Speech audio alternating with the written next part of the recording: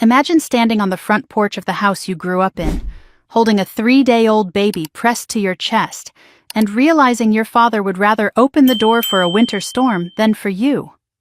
That was the moment I understood something brutal and unforgettable. Some families don't break you because they're strong. They break you because you've been trained your entire life to believe you don't get to fight back. When my father's hand closed around my arm, when my sister smirked behind him like she'd won something, when the wind screamed against the siding and the temperature kept dropping, I realized this wasn't a misunderstanding, or anger, or stress. It was punishment. And I was the one they chose to sacrifice.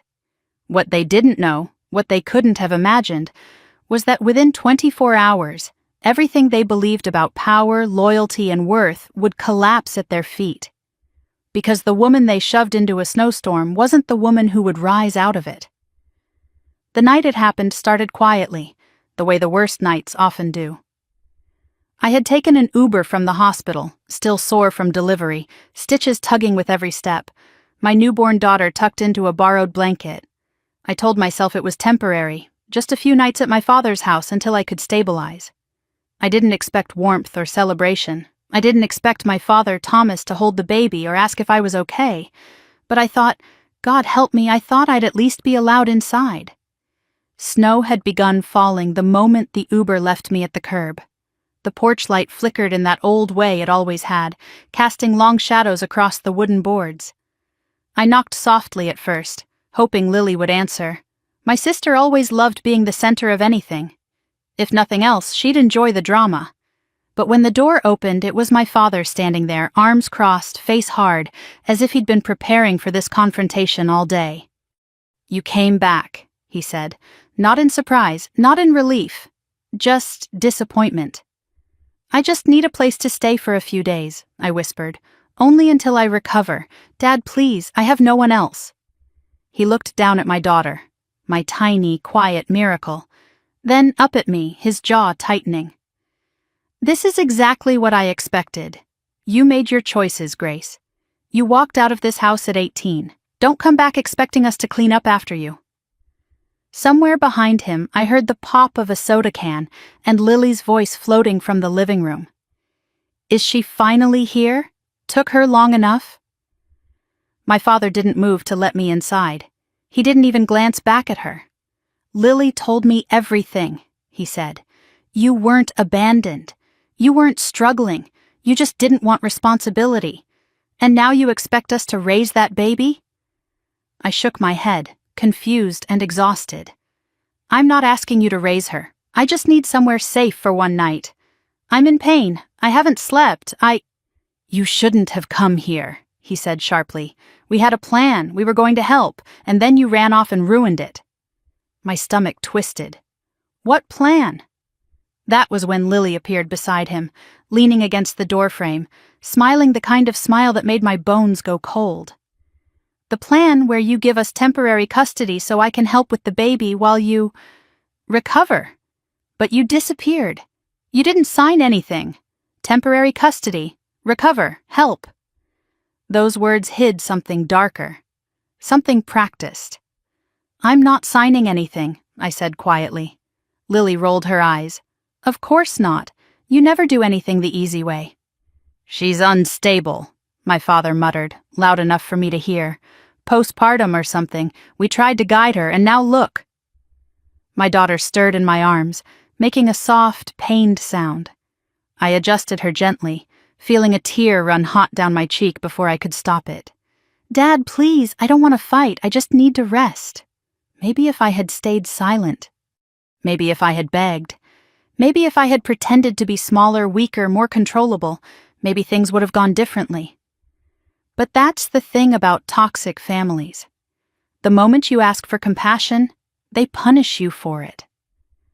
My father stepped fully onto the porch. Lily followed. "This is your fault," he said. "You brought this on yourself." I blinked at him, stunned. "What did I do?" "You came back," Lily answered for him. "You should have disappeared like you were supposed to." The wind whipped harder. Snow stung the side of my face. I tightened my hold on the baby. "Dad, I just had surgery. I'm bleeding. I can barely walk. Please don't do this. But Thomas Miller had never been a man who cared about please. He cared about control, and control meant reminding me of my place. "Give me the baby," he ordered. I stepped back instinctively. "No." His eyes narrowed. "If you won't sign custody, you can't stay here." "Dad," I whispered. Lily scoffed. "Stop whining. You always do this, always playing victim." She flicked a glance at the infant. And honestly, she probably deserves better than a mother who can't even hold her life together. I felt something inside me break. Not a dramatic crack, but a quiet, terrible splitting. I had spent years trying to earn a place in this family, years trying to be the daughter they wanted, the sister they approved of. But in that moment, with snow collecting on my shoulders and my baby trembling against my chest, I finally understood. There was never a place for me here. "You need to leave," my father said. "Right now." Snow blasted across the porch, sharp and cold. My stitches throbbed, a deep, dragging pain. "Dad," I said again, barely a breath.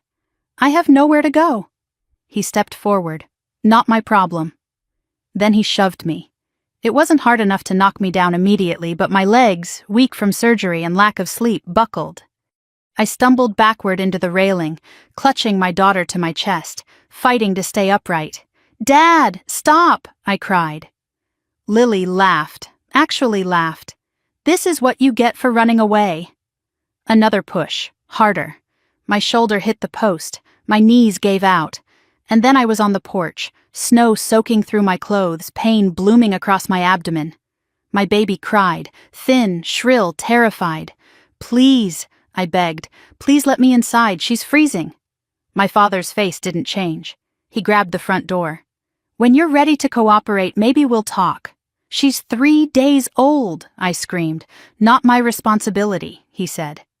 The door slammed shut. The lock clicked. And the world went silent except for the roar of the wind and my daughter's weakening cry. I curled around her as best I could, shielding her tiny body with my own, praying my warmth would be enough. But the cold seeped in fast and merciless, stealing my breath, burning my skin. My vision blurred, my heartbeat stumbled. This can't be how it ends, I thought. Not like this, not here, not because of them. But the truth I hadn't wanted to face settled over me like the snow itself. I was alone. I had always been alone. My baby's cry weakened further. Panic surged through me. I rocked her, hummed to her, whispered promises I wasn't sure I'd live long enough to keep. "Mommy's here," I choked. "Stay with me, baby. Please stay with me." The wind howled in reply. My fingers went numb. My teeth chattered uncontrollably. The world dimmed at the edges. And then, through the storm, headlights, 3 of them. Black SUVs rolled up the driveway, engines humming like something out of another universe. Doors flew open. Men in long coats rushed toward me, voices urgent but gentle. "Ma'am, can you hear me? We've got you. We've got the baby." I couldn't form words. Someone lifted my daughter from my trembling arms, wrapping her in a thermal blanket.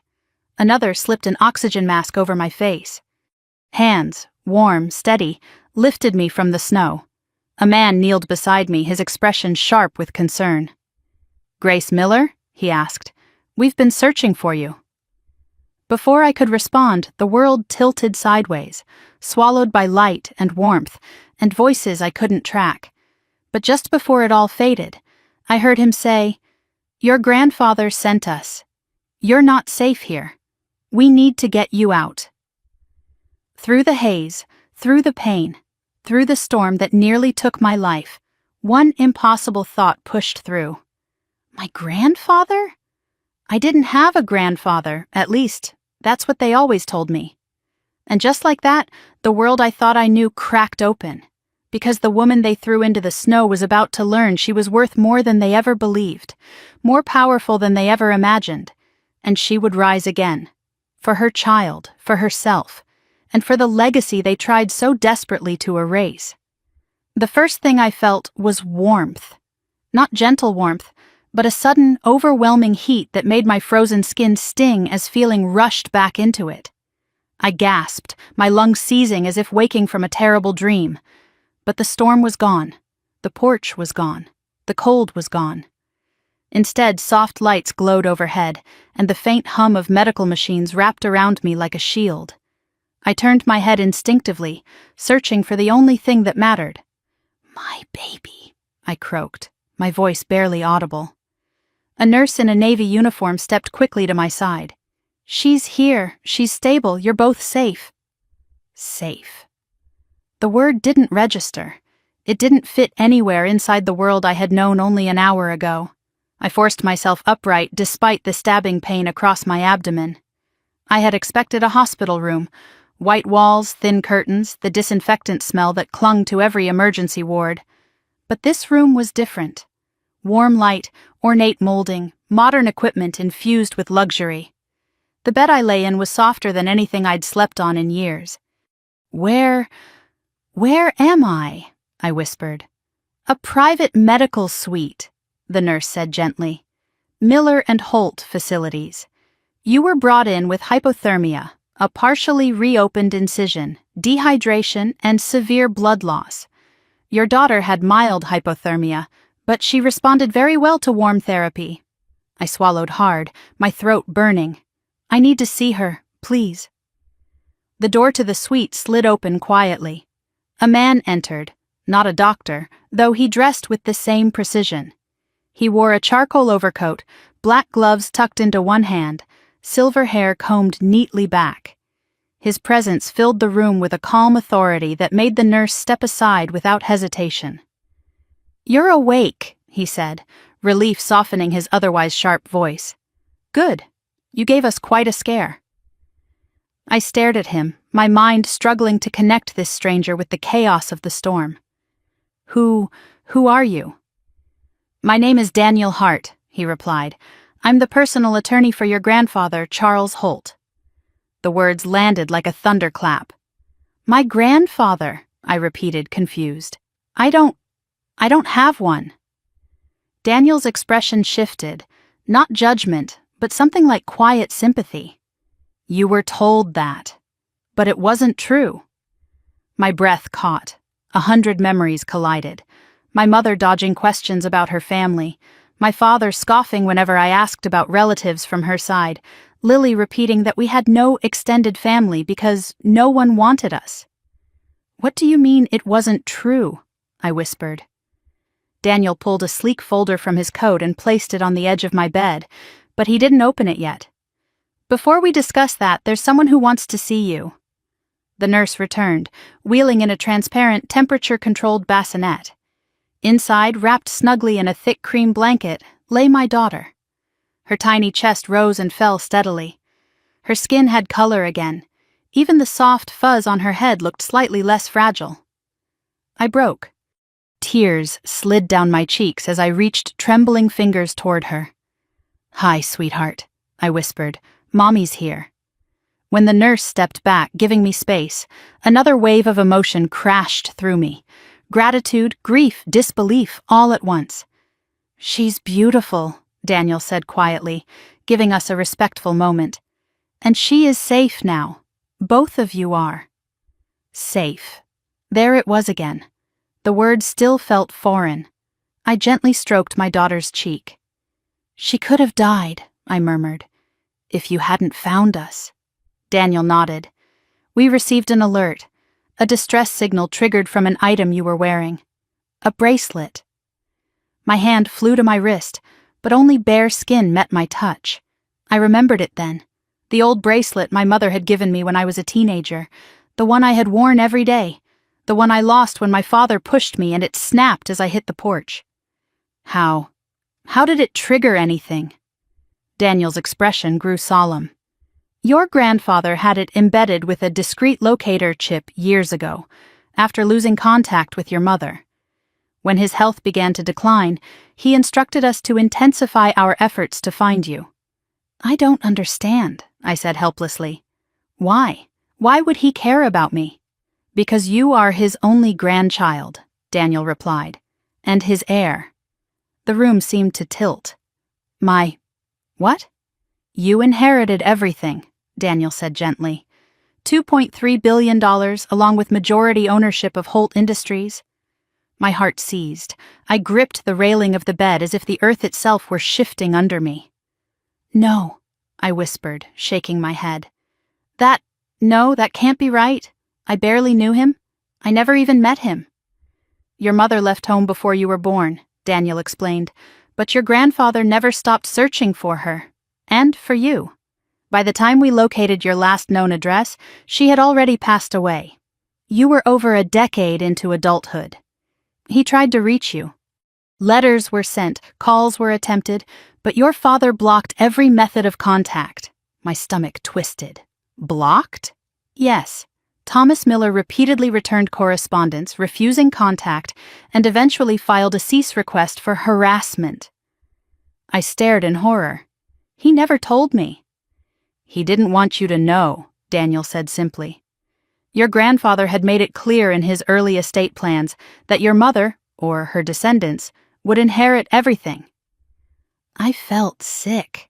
All those years my father told me I brought financial burden. All those times he used money as a weapon. All the times he told me I had nowhere else to go. All the years he claimed we had no other family. He had known. He had always known. I could barely speak past the lump in my throat. Why didn't my grandfather just come find me himself? Daniel inhaled slowly. He planned to. In fact, he insisted. He scheduled a meeting with you for tomorrow. The papers were ready. His medical team approved the travel. I blinked hard. Planned? Scheduled? What do you mean? Daniel's eyes softened in a way that terrified me. I'm sorry, Grace, he said quietly. Your grandfather passed away last night, just a few hours before we reached you. My breath stuttered. No, I whispered. No, that can't. He had a heart condition, Daniel continued. His doctors warned him that stress could be fatal, but he refused to delay the trip. He wanted to meet you before he signed the final transfer papers.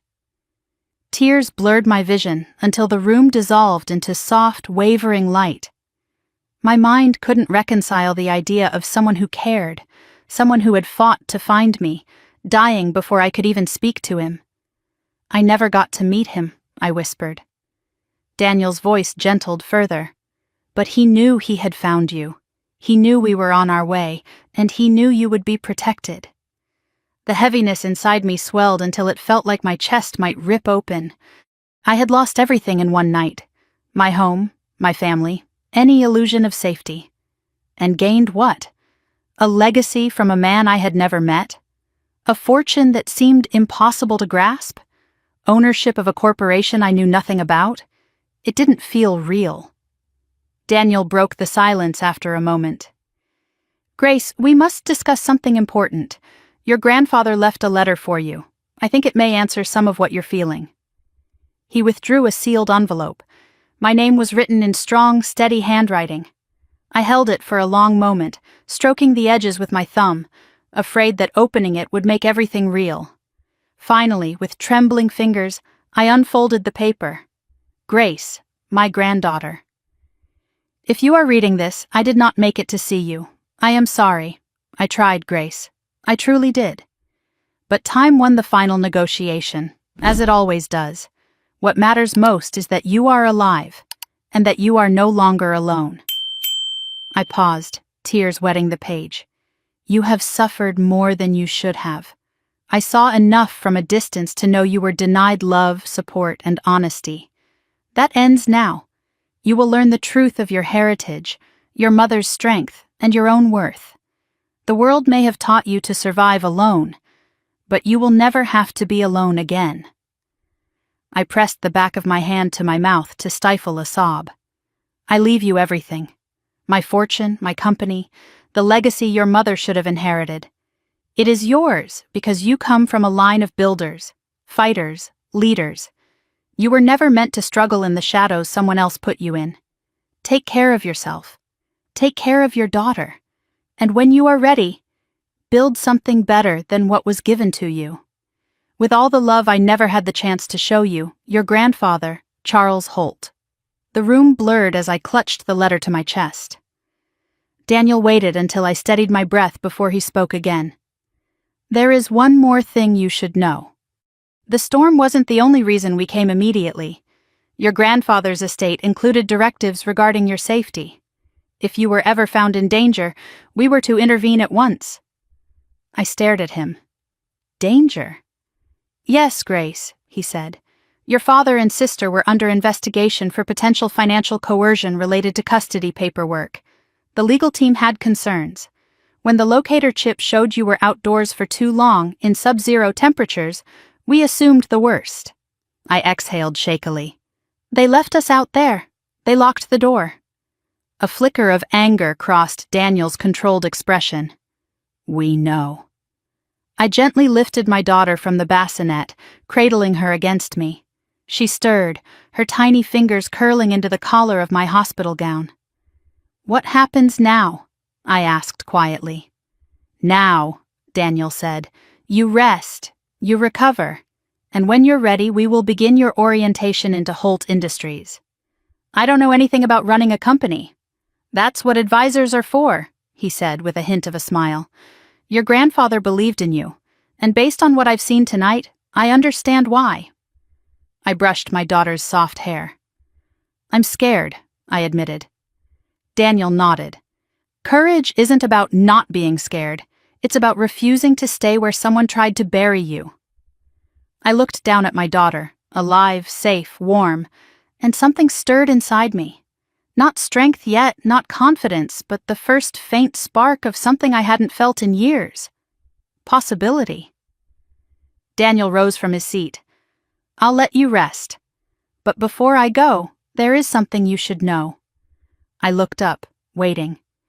Your father and sister, he said, have no idea you survived the storm. And they certainly have no idea who you truly are now. A strange calm settled over me, cold and clear. They will, I whispered. The day I stepped into the Holt Estate headquarters, the air itself felt different.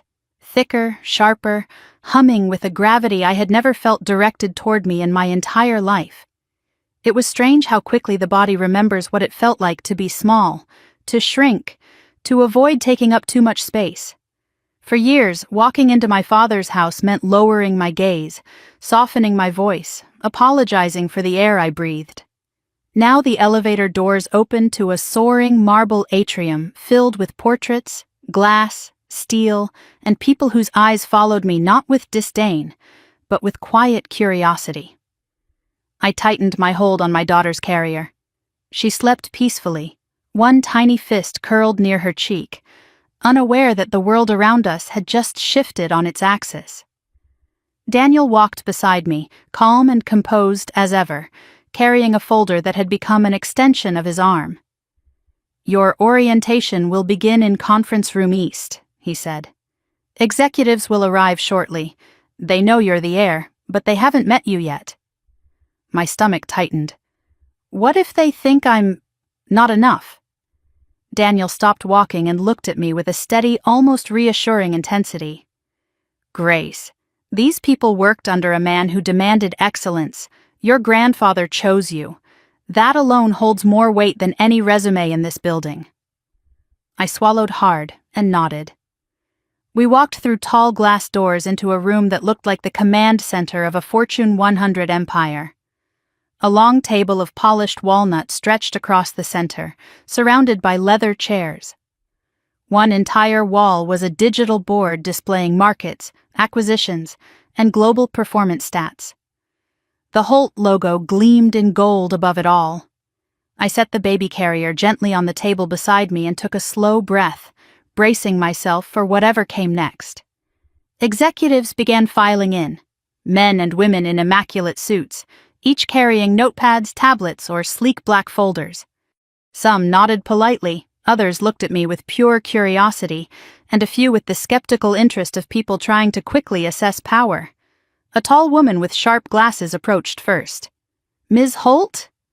I stiffened, unsure how to respond to a name I had worn for less than 24 hours. Yes, I said. She extended her hand. Evelyn Price, Chief Financial Officer. I was very close to your grandfather. He spoke of you often. The words nearly knocked the breath out of me. He did? Of course, she said softly, her eyes warming. He wanted to make sure the company was placed into the right hands. One by one, they introduced themselves. Chief Operations Officer, Chief Legal Officer, Head of Global Strategy, Director of Philanthropy, Head of Security. Each name, each title, each handshake made the weight of what had happened settle deeper into my bones. It wasn't a dream. I really was standing in the center of a multi-billion-dollar empire, and these people were waiting for me to lead. When everyone had taken their seats, Daniel stood at the head of the table. "Before we begin, I'd like to make something clear," he said. "Ms. Holt will receive full training and support. She is the legal heir and majority shareholder. Any decisions regarding corporate direction will go through her approval." The room shifted, subtle but real, as heads turned toward me. My pulse spiked. Daniel continued. "The next 6 months will focus on foundational training, executive management, financial oversight, operational structure, legal frameworks, governance, and inheritance responsibilities." I listened intently, every word imprinting itself. I had no idea how to run a company, but I knew how to learn. I had spent years adapting, surviving, calculating how to move through an environment that never wanted me. This time, the environment wasn't hostile, it was simply vast. Evelyn opened a portfolio and slid it toward me. "This is a condensed overview of Holt Industries. Global holdings, domestic branches, joint ventures. You'll study it gradually, not all at once." I opened it. Page after page detailed structures I didn't yet understand, but a quiet determination rose inside me. My grandfather built this. My mother was meant to inherit this, and now it was mine to protect. A baby whimper pulled me back to reality. My daughter stirred in her carrier. I reached down, gently rocking it. Several executives exchanged surprised glances. Some smiled softly. Evelyn's eyes warmed even more. "You're a mother," she said gently. "Then you're already familiar with responsibility. That's a good start." I exhaled a shaky laugh. "She's the only thing I've ever managed without messing up." "Then you have more experience than most," Evelyn said simply. The meeting began. For the next 2 hours, I absorbed information like a sponge. Corporate structure diagrams, strategic pillars, revenue sources, market risks, philanthropic branches. It should have overwhelmed me, but the more I listened, the sharper my focus became. Every mention of my grandfather's decisions, every reference to his standards, stirred something fierce inside me, a mixture of grief and obligation. He believed I could do this. He died believing it. I would not fail him. After the overview, the executives shifted into a lighter conversation, asking gentle questions about how I was adjusting, whether I felt comfortable, if I had any immediate concerns. They were testing the water. I knew it. But not maliciously. I answered carefully but honestly.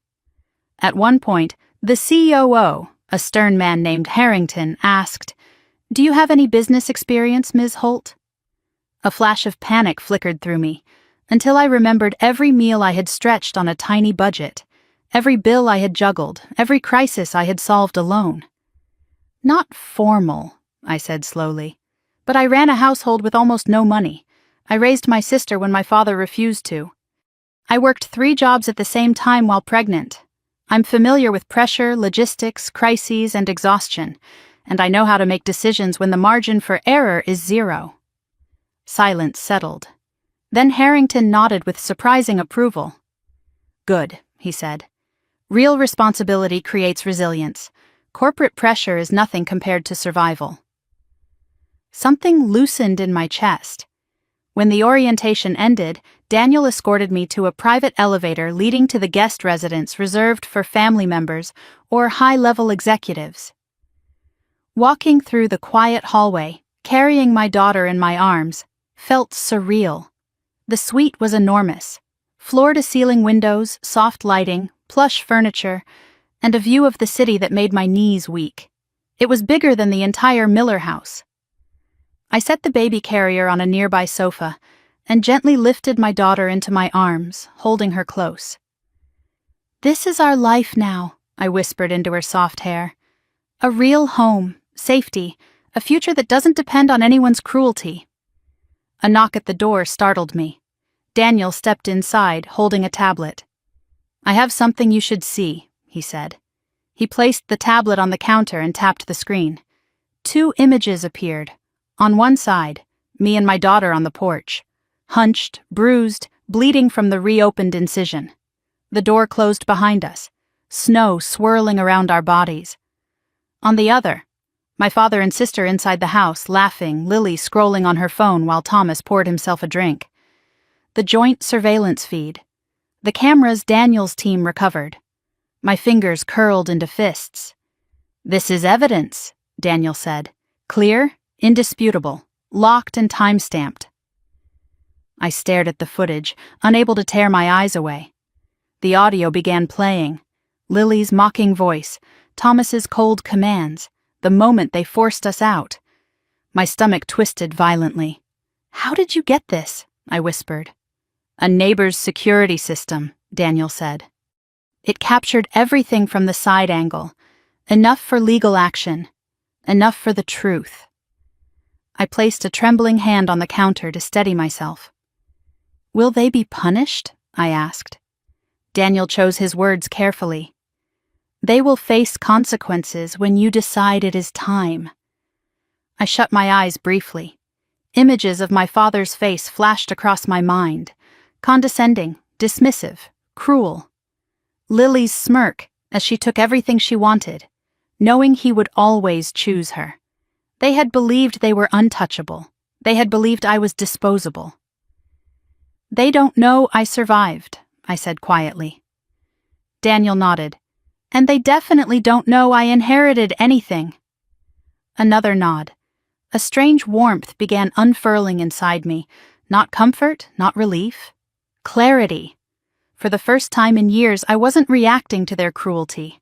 I was standing in a position of power they never imagined I could hold. I looked down at my daughter nestled peacefully against me. She was the only thing that kept me fighting that night. The only reason my legs kept moving through the snow. The only reason my heart didn't stop from fear. "I won't let them hurt us again," I whispered.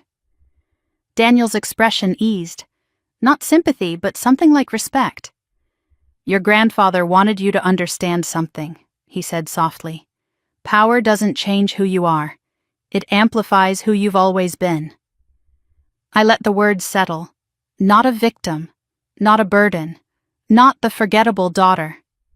My daughter stirred in my arms, her tiny fist pressing against my chest as if anchoring me to what mattered. I carried her to the bedroom, a serene space with a crib already prepared, and laid her gently inside. She opened her eyes briefly, studying the world with newborn confusion, then drifted back to sleep. When I returned to the living room, Daniel was standing at the window, overlooking the city.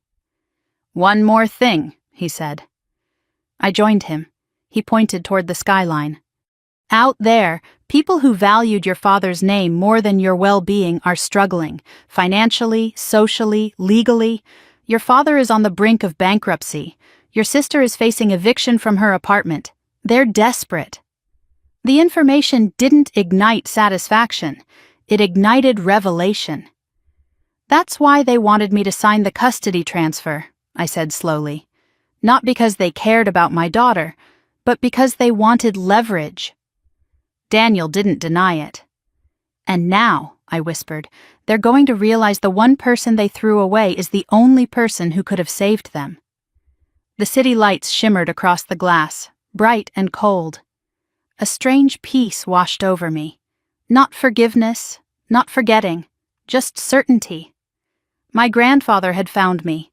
My daughter had survived. And I was beginning to rise. I pressed my hand against the window, watching my reflection. A tired woman with swollen eyes, healing wounds, and a child-shaped shadow behind her. For the first time in my life, I saw something else behind all that pain. Potential. "They don't know who I've become," I whispered. Daniel's voice was low, firm, and certain. "Not yet." I didn't realize how much silence could feel like safety until I woke up in the Holt residence 3 days later.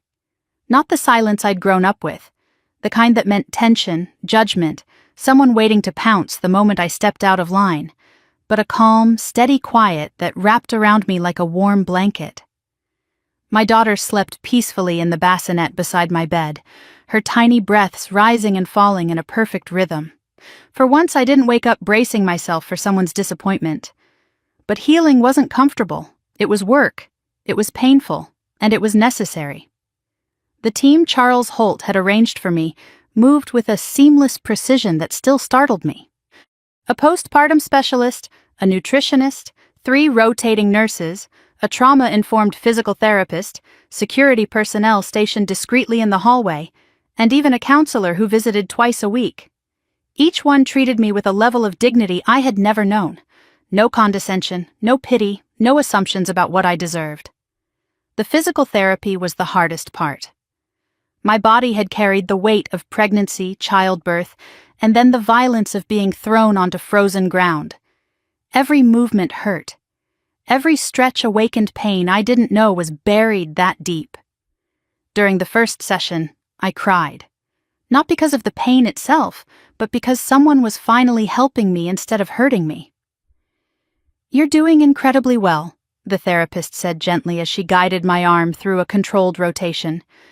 "You're stronger than you think." I wasn't sure I believed her, but I wanted to. Between sessions, I spent my hours absorbing everything I could from the introductory business courses Daniel arranged. Videos, articles, case studies, and simplified breakdowns of Holt Industries' structure. At first, it was overwhelming, like being handed the keys to a jet when I barely knew how to drive a car. But slowly, patterns emerged. Concepts snapped into place. My brain, starved for purpose for so many years, devoured knowledge with a hunger I didn't know I had. Sometimes, late at night, I caught myself whispering to my daughter while rocking her, "We're going to build something better. I don't know how yet, but we will." She didn't understand, of course, but she always blinked up at me with those dark, trusting eyes, as if she did. On the 5th day, Daniel arrived earlier than usual, carrying a tablet and several envelopes. His expression was thoughtful, measured, but not worried. "I wanted to check your progress," he said, stepping inside the suite. "And I have updates." I motioned to the sofa, gently placing my daughter in the crib beside it before sitting down. "Updates? About what?" "Several things," he replied. "Your grandfather's estate transfer is officially complete. You now hold majority shares of Holt Industries. Additionally, the legal team has finalized interim protections for you and your daughter." I released a breath I didn't realize I'd been holding. "So no one can try to take her again?" "Not without facing consequences," Daniel confirmed. "The evidence we recovered from the security footage alone would be enough to open a case of endangerment." My stomach twisted at the reminder. "My father and Lily left us to die," I said quietly. "Why? Just because I wouldn't sign away my child?" Daniel's eyes softened. "Because they saw you as a resource. And when a resource refuses to be controlled, toxic people react with cruelty." Toxic people. Hearing someone else name it, without excuses or minimizing, made my throat tighten. Daniel handed me a folder. "There's something else. Your father's financial situation has deteriorated further. His business is collapsing. Creditors are circling. A repossession order was filed for his workshop. It's only a matter of time before he loses the house." I looked down at my hands, tracing the faint bruising that still lingered on my knuckles. "This is why they panicked," I murmured. "Why they wanted me to sign something. They thought I had money coming from Mom's side." "They were right," Daniel said. "They just didn't understand the magnitude, or that the inheritance wasn't theirs to take." I thought of the years I had spent shrinking myself so I wouldn't upset anyone. The holidays where Lily got gifts while I got silence. The nights I sat outside on the porch so my father could have peace. The times he made me apologize for things Lily had done because she was younger and needed grace. Grace. Ironically, that was something I had never been given, only expected to extend. Daniel placed the tablet in my hands. There's another matter you should prepare for. The screen lit up, images, documents, a map. My heart stopped. It was the neighborhood where I grew up, but the map wasn't a simple image. It was marked with icons, camera symbols indicating buildings with exterior surveillance capabilities. One icon flashed red. This house, Daniel said, pointing to the flashing symbol, had a security system with motion-triggered recording. My breath hitched. Do you mean? Yes, he confirmed. We found more footage. A lot more footage. The tablet began to play the video automatically. My father's porch, snow swirling. My own voice, strained, weak, pleading. My baby, please, she's only 3 days old. Then my father's voice, cold, indifferent. You made your choice. You want to act like a victim? Fine, freeze out here. I flinched. My daughter whimpered in her crib, sensing my tension. I reached over and stroked her forehead, keeping my eyes on the screen even though every instinct screamed to look away. Lily's voice entered next. She's being dramatic like always. She wants attention. Dad, let's go inside. It's not like she won't come crawling back. I felt something inside me fracture. Not pain, not sadness, but something sharper. Understanding. They never cared. Not once. Daniel paused the video. His voice lowered. We can submit this to the authorities whenever you choose.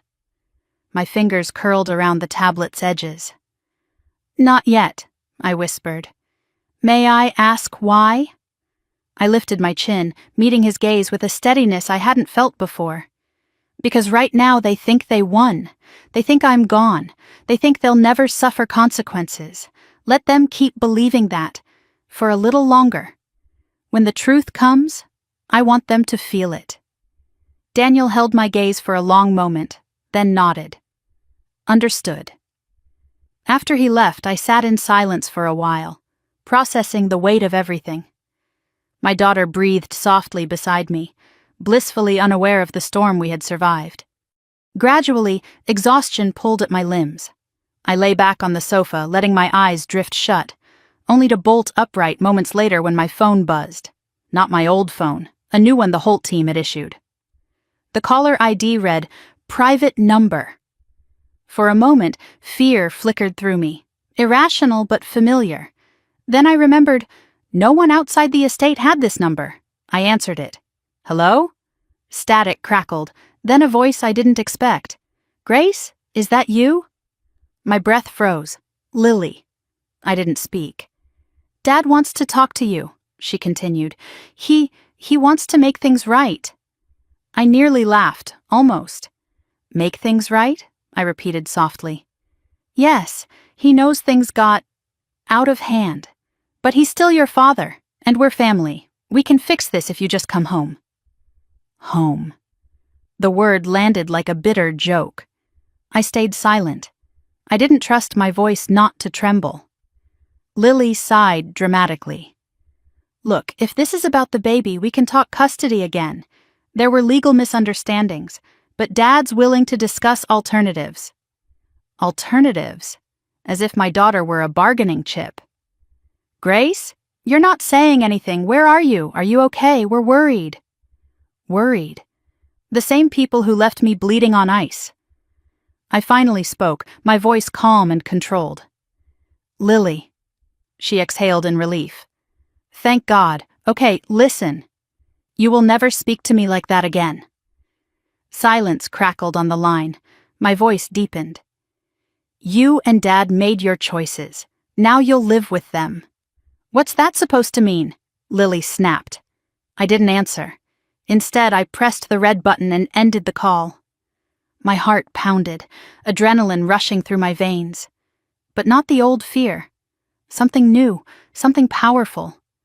My daughter stirred, and I leaned over to touch her cheek. I promised I would protect you, I whispered. And I will. No one will ever hurt us again. For the first time in my life, I wasn't bracing for impact. I was preparing to rise.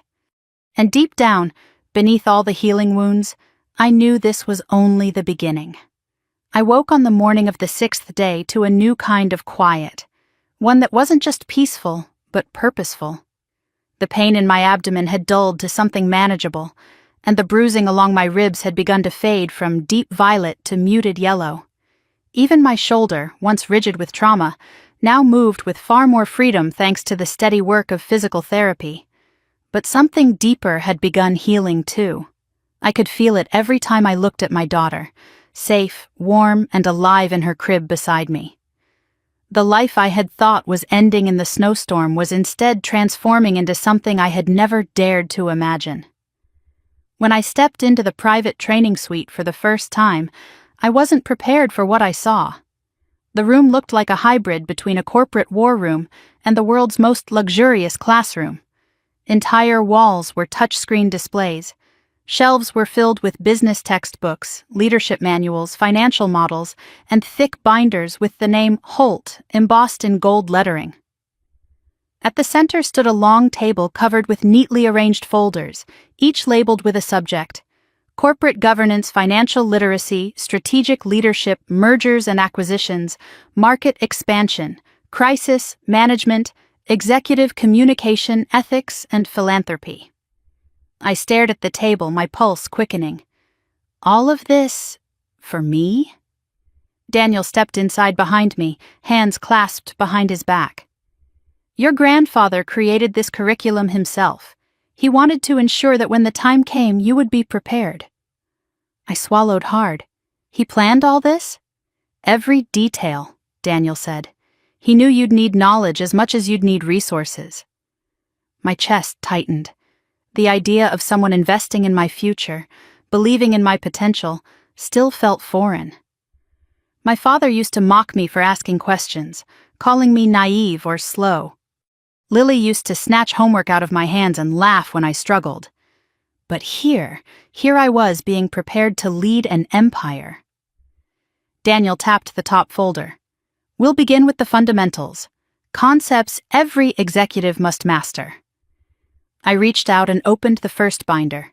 Inside were diagrams, simplified models, examples, case studies, and handwritten notes. Handwritten. I ran my fingers over the ink. These notes belonged to my grandfather. Grace, Daniel said softly. He believed you would thrive, even if you didn't know the path yet. My eyes blurred. For a moment, grief and gratitude pressed so tightly together in my chest, I could hardly breathe. I wish I'd been able to meet him, I whispered. I think he knew you'd say that, Daniel replied, which is why he left these. He pressed a button on the wall. A hidden panel slid open, revealing a set of hard drives labeled in the same handwriting I had seen in the letter. What are those? Recordings, Daniel explained. Video messages he made specifically for you. Lessons, stories, and personal reflections. He wanted you to feel guided, even if he could not be here. My knees nearly buckled.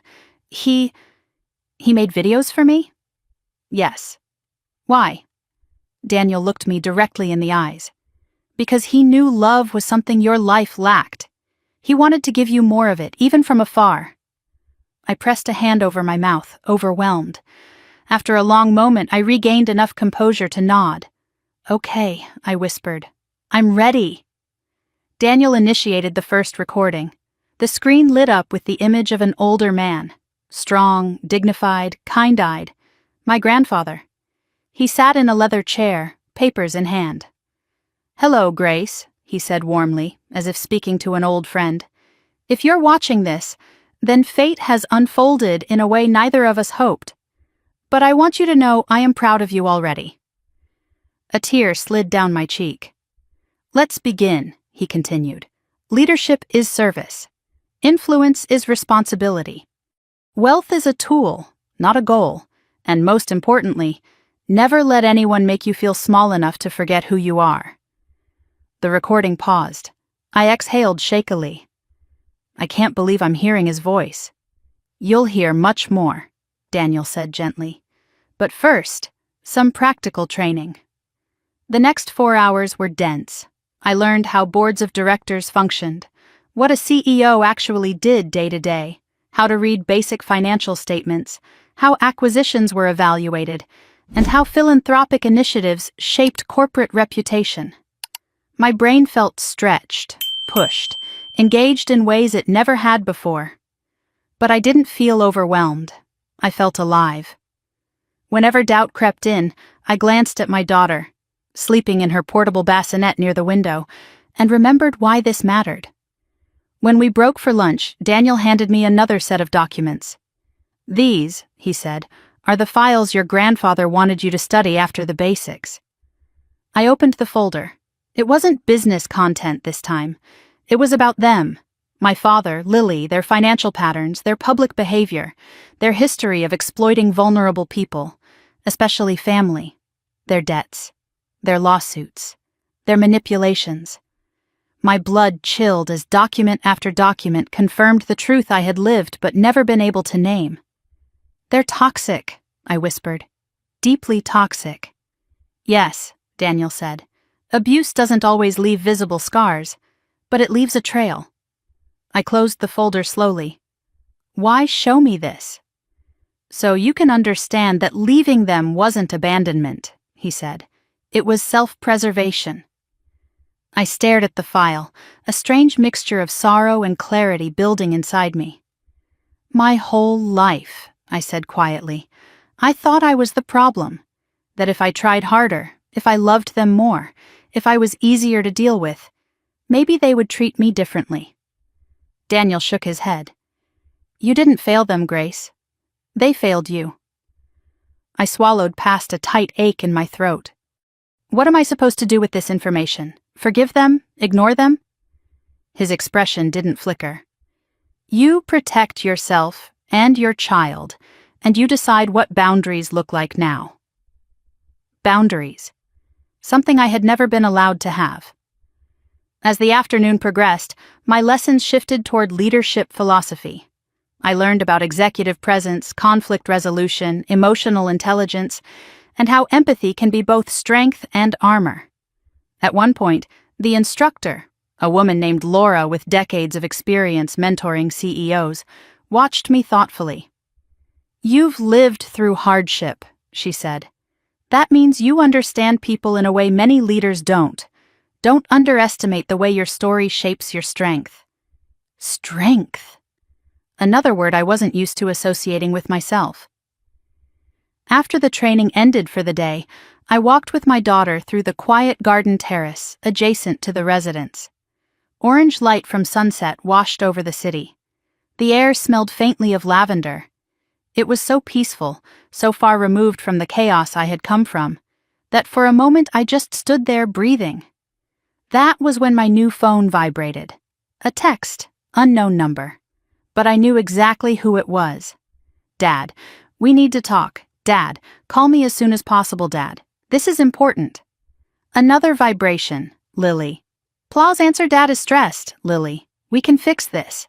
"Lily, you don't have to be dramatic, just talk to him dramatic." My hands trembled, not from fear, but from the sudden, undeniable shift inside me. I wasn't the person they had known anymore. I wasn't stranded. I wasn't powerless. And most importantly, I wasn't theirs to control. I didn't respond. Not yet. Instead, I lifted my daughter into my arms and held her close, her warm cheek pressing against my chest. "We're learning, sweetheart," I whispered. "I'm not the same woman they tried to break, and when the time comes, they'll understand exactly what that means." She blinked sleepily, her tiny fingers curling into my shirt. I carried her inside, the sunset behind us illuminating the path like a promise. Tomorrow I would continue my training. Tomorrow I would step deeper into the legacy my grandfather left me. But tonight, as the city lights shimmered through the windows and my daughter sighed softly in my arms, I realized something profound. For the first time in my life, I wasn't fighting to survive. I was preparing to rise. The message came early in the morning, arriving through Daniel rather than through my phone. I was still half asleep, cradling my daughter after her feeding. when he knocked lightly on the suite door. His expression, usually so composed, held a hint of anticipation. "Grace," he said softly, "they've requested a meeting." My stomach tightened, but I kept my voice steady. "Who?" "Your father and your sister." The room suddenly felt smaller. My daughter stirred in my arms, sensing the shift in my breathing. I pressed a soft kiss to her head as I stood. "They don't know I'm alive," I whispered. "No," Daniel confirmed. "They believe you disappeared, and they most certainly don't know who you are now." I exhaled slowly. "What do they want?" Daniel handed me a printed email. The language was stiff, formal, and desperate beneath the surface. Requesting audience with the Holt heiress to discuss urgent financial distress, representing the Miller family, matters of survival. "They don't even know it's me," I murmured, scanning the words again. Daniel shook his head. "No, they think you vanished. They assume the heiress is a stranger who might help them secure their failing business." A bitter laugh rose in my chest. "Of course. They're willing to beg for help from someone they believe is a stranger, but they threw their own blood outside to freeze." Daniel folded his hands behind his back. "The question is, do you want to meet them?" I looked down at my daughter, warm, safe, securely swaddled in my arms, and felt an unexpected clarity settle over me. "Yes," I said, "but on my terms." Daniel nodded. "Naturally, I'll arrange everything." As he turned to leave, I called out, "Wait." He paused. "I don't want them to see me at first. I want to hear what they say when they think the heiress isn't listening." A slow, approving smile touched his lips. "Understood." Hours later, I stood behind a pane of mirrored glass in a private observation room inside the Miller and Holt building. My daughter slept in her carrier beside me. Her tiny presence anchored me as the door on the opposite side opened, and my father stepped into the conference room.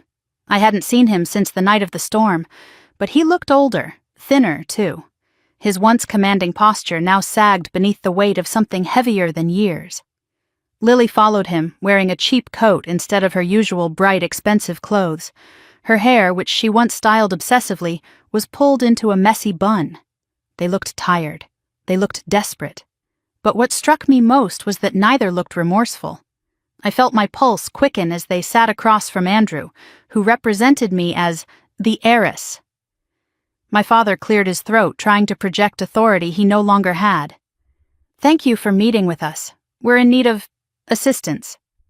Lily leaned forward, offering a tight smile. "Our family business is going through a difficult time. We heard the Holt heiress is considering strategic investments in local ventures." Andrew remained composed. "And what is it you're asking for?" "A loan," my father said immediately. "A substantial one, in exchange for partial ownership of our workshop. It's a respectable enterprise, but we've had setbacks." Lily jumped in. "We're humble people. We don't ask for much. We just need help. And we're loyal. If the heiress helps us, we'll be devoted. Whatever she needs." I felt my jaw tighten. Loyal, humble, devoted. Words I had never heard in my childhood home. Andrew slid a folder toward them. "Before any potential investment, the heiress requests basic clarity. She'd like to know your family structure. Who's involved in the business?" "My daughter Lily," my father said instantly, placing a hand on her shoulder. "And the other daughter?" Andrew asked lightly. The air froze. Lily rolled her eyes. "Oh, her. Grace isn't involved. She left, months ago. She ran off. She was unstable. You wouldn't want anything to do with her." My father nodded quickly. "She's not part of our family anymore." The words hit like a blow, even though I had been expecting them. Not part of our family. My daughter stirred as if sensing the shift, and I gently rocked her. Andrew leaned back. "I understand. Could you tell me more about why she left?" My father's mouth curved into a hard line. "She was emotional, dramatic, never took responsibility, and after her baby was born, she made things impossible, accused us of things we didn't do." I felt my breath catch. Lily added casually, "Honestly, we're better off without her. It's peaceful now. I pressed one hand against the glass. My fingers trembled, not from sadness but from something sharper, something finally waking up. Andrew's next question was soft but deliberate. If she returned, hypothetically, would you support her? No, my father said immediately. She made her choices. Lily scoffed. She was a burden. She didn't appreciate us. She should be grateful we took care of her at all. My stomach twisted with memories. Nights on the porch, meals withheld, chores forced on me while Lily watched cartoons, my father praising her while ignoring my achievements. But they weren't done. My father leaned forward, lowering his voice.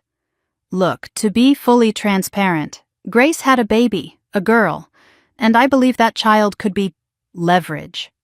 Andrew stayed perfectly still. If the heiress wants something from our family, my father continued, we can offer the child. Grace would do whatever we ask if she wants her back. Everything inside me went cold. Leverage. My daughter. A bargaining chip.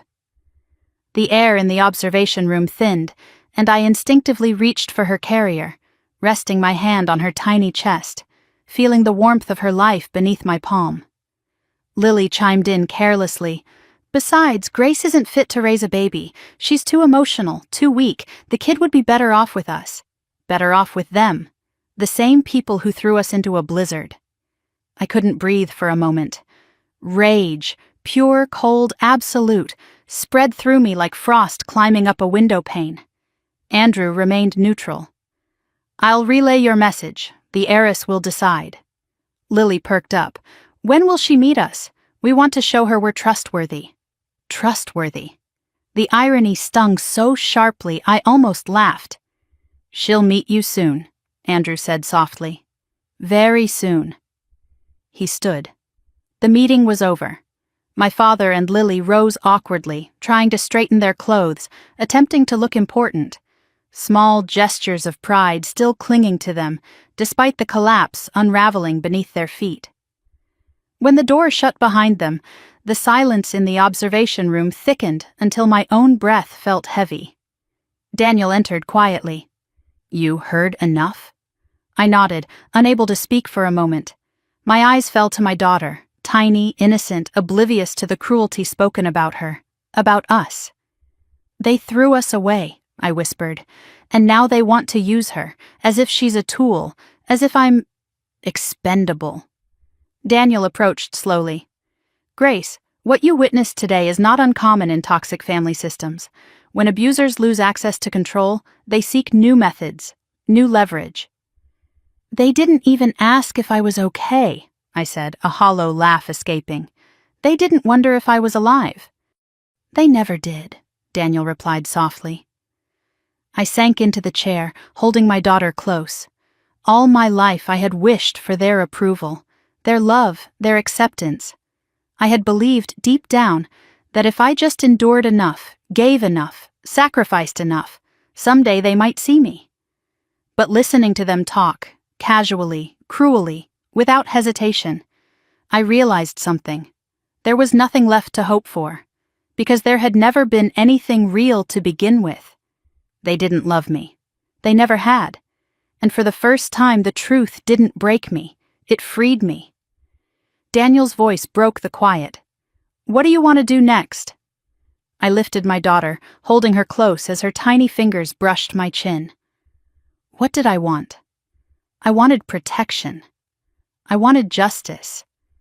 I wanted the truth to matter.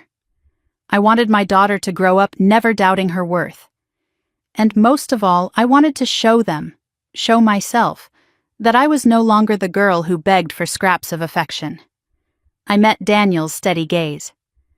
I want to proceed, I said. I want to face them. He nodded. Then I'll prepare the boardroom. As he left the room, I pressed my forehead gently to my daughter's. They don't know me anymore, I whispered. But they will. My daughter breathed softly, peacefully in my arms. And for the first time, I didn't feel afraid of what came next. I felt ready. The door to the conference room was already cracked open when I stepped into the hallway, but my father and sister didn't notice. They were too busy whispering urgently to each other, their voices sharp, brittle, full of the private panic they thought no one else could hear. I stood behind the mirrored glass wall in the adjoining observation suite, watching them as they paced the room like restless animals. My daughter slept against my chest in her soft wrap, her tiny breaths warm against my collarbone. I rested my hand over her back, feeling the steady rise and fall that reminded me exactly why I was here. For the first time in my life, I wasn't walking into a confrontation as the one who had everything to lose. I was walking in as the one who held the ground they stood on. Andrew adjusted the files on the conference table, playing his part perfectly. "They're ready," he murmured into the discreet mic clipped inside his cuff, knowing I could hear him through the speaker in the observation room. I took one last breath, a slow inhale that carried fragments of fear, memory, and pain, and exhaled all of it. "Let's begin." In the main room, Andrew cleared his throat. "The Holt heiress is about to enter. Please remain seated." My father straightened immediately, tugging at the sleeves of the blazer he had clearly outgrown. Lily smoothed her hair frantically, plastering on a bright, eager smile that did nothing to soften the sharpness in her eyes. They were trying so hard to look respectable, so worthy, so innocent. They had no idea that the person they believed to be their salvation was the same one they left to die. My heart beat steadily, too steadily. It was the calm of someone who had crossed a point of no return. The conference room door opened from the opposite side. They turned toward the sound, and for a moment they froze. I walked in